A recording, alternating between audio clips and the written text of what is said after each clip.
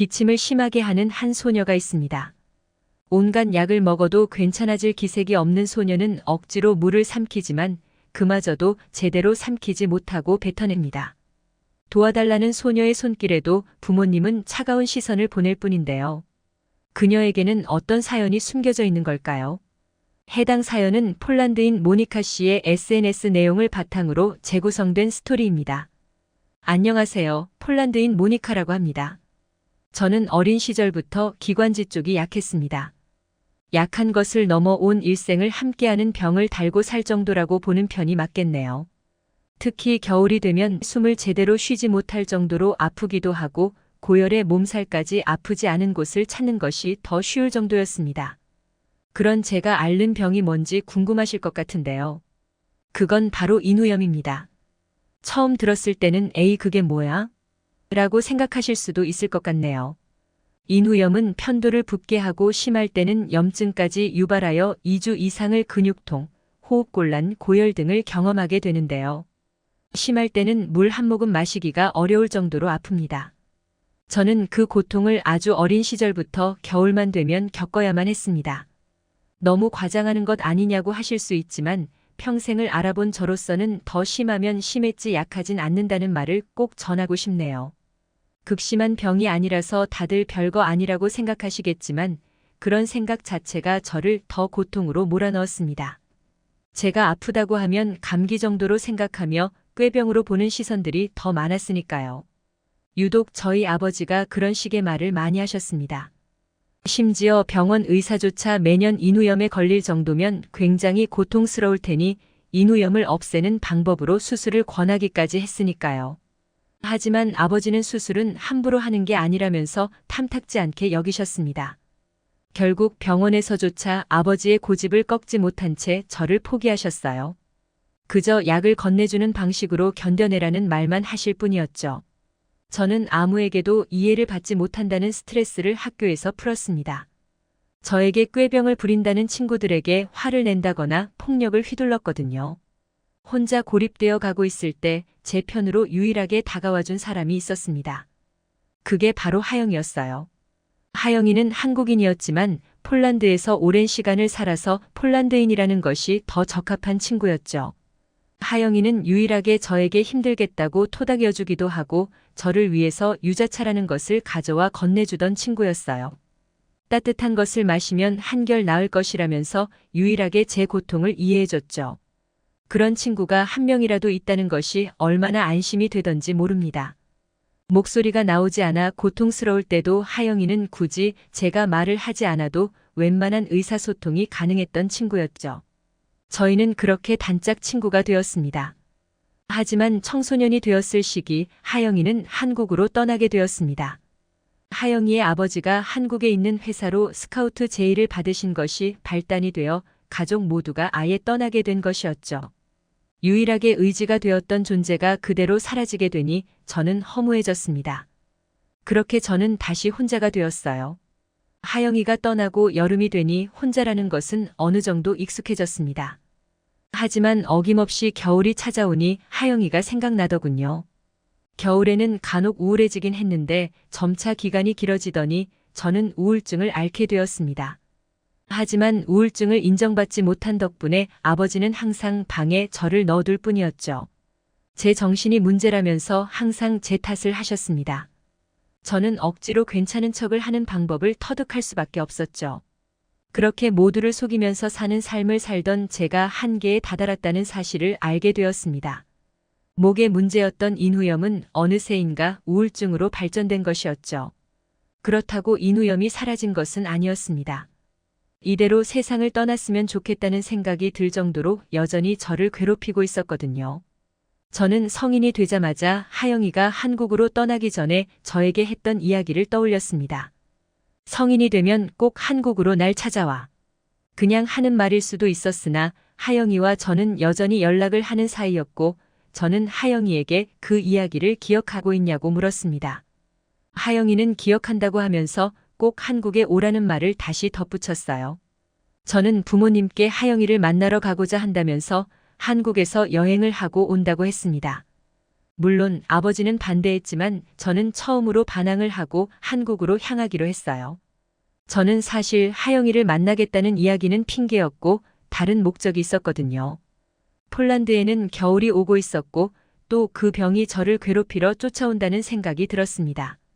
삶의 의지가 떨어진 상태였기에 저는 한국에서 세상을 떠나겠다는 계획을 세우고 있었죠. 하영이에게는 미안했지만 단 한 번이라도 하영이를 만나고 세상을 떠나는 것이 좋겠다고 생각했었거든요.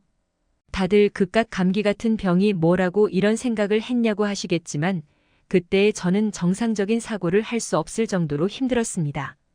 그래서 제가 할 수 있는 것은 도피밖에 없었어요. 그렇게 저는 한국으로 향했습니다. 하영이는 여전히 예전과 같은 맑은 미소를 지니고 있었습니다. 그 미소를 보니 예전으로 다시 돌아가는 듯한 착각에 빠지게 되더군요. 하영이는 제가 온다고 하니 코스를 짜놨다면서 저를 끌고 어딘가로 향하기 시작했습니다. 저희가 처음 갔던 곳은 사우나였는데요. 폴란드에도 사우나가 있기에 굳이 가야 하나 싶었지만 겨울에는 사우나가 최고라고 강조하더군요. 저는 도착하자마자 폴란드의 사우나와 다른 점이 있는지 비교하게 되었습니다. 가장 신기했던 것은 사우나와 목욕탕이 붙어 있다는 것이었는데 그 목욕탕에서 수영복이나 옷을 따로 입지 않고 들어간다는 것이었어요. 누군가의 맨몸을 본 적은 없었기에 충격을 받게 되었죠. 그 외에도 사우나에서 음식을 파는 것도 신기했습니다.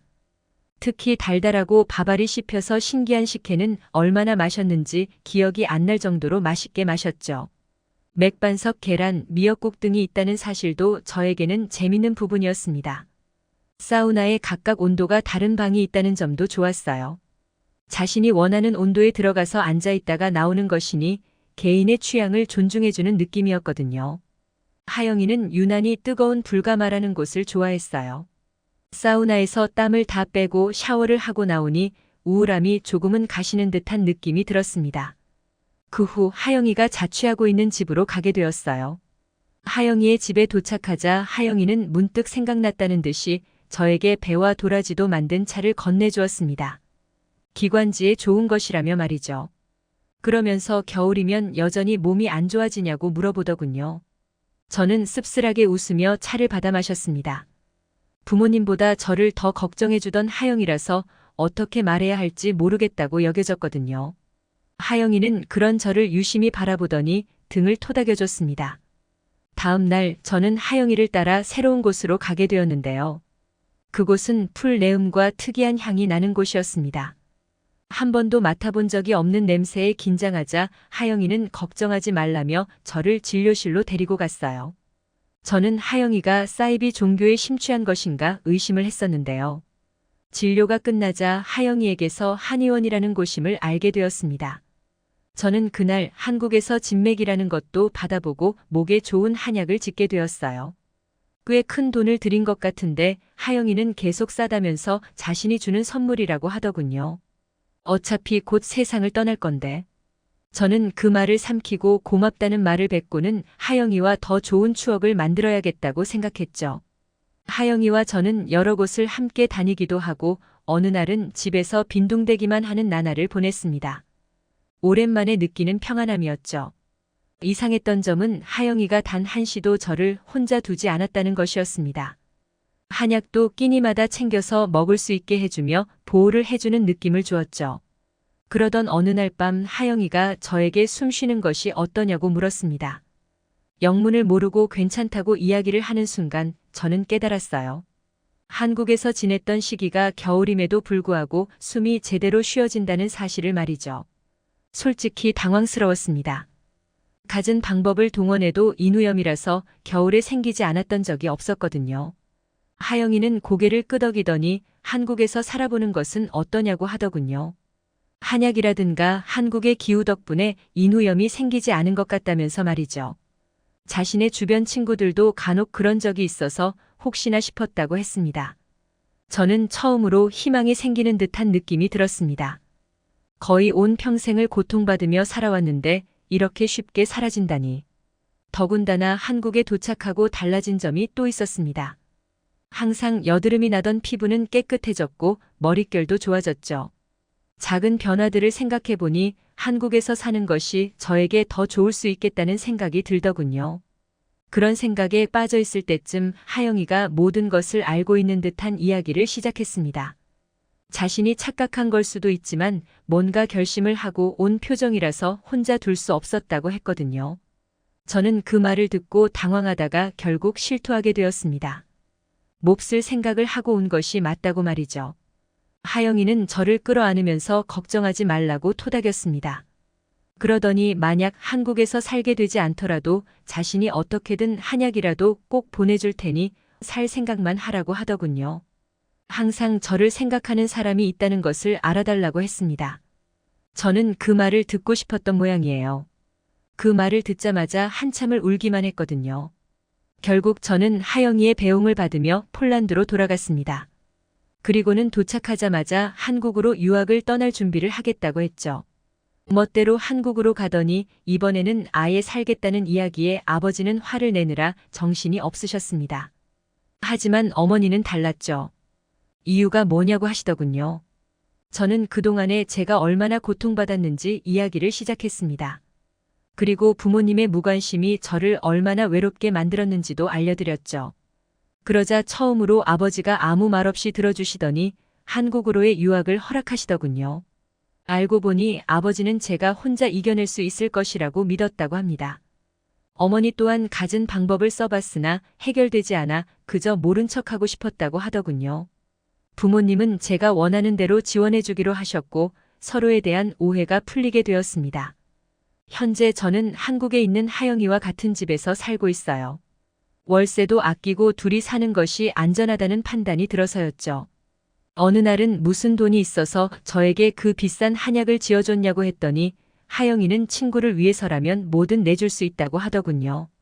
저는 그런 친구를 뒀다는 사실을 자랑스럽게 여긴답니다.